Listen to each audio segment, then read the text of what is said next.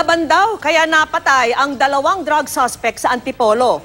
Hindi lang daw sila tulak, nang hihikayat pa raw sila ng mga dalagita para paggamitin ng droga at mapagsamantalahan.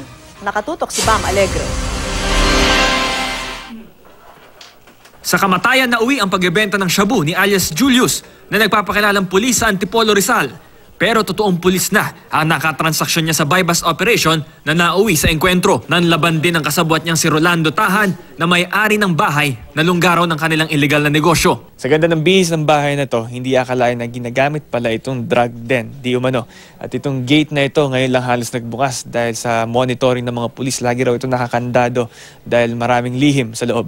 Yung alias Julius, bumibili dyan sa Maharlika Village, rekta yung item. And then pagdating dito, dinidistribute nila. And ito yung parang talagang cohort niya, yung may-ari ng bahay. So ang nangyayari, ginagawa nilang drug den dito.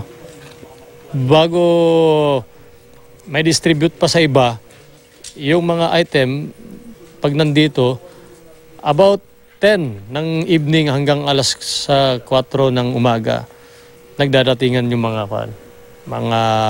babae, mga minor de edad.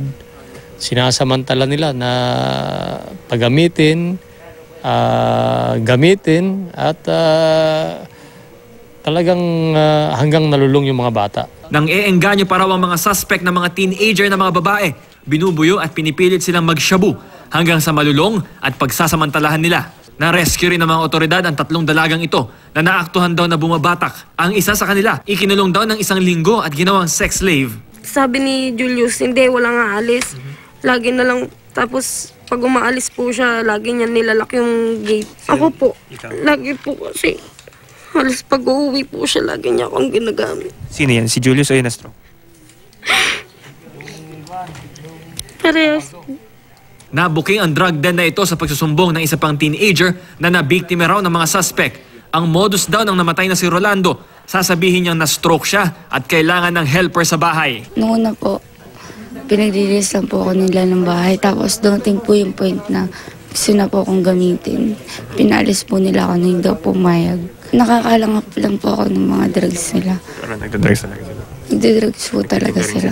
Bam Alegre, nakatutok 24 oras.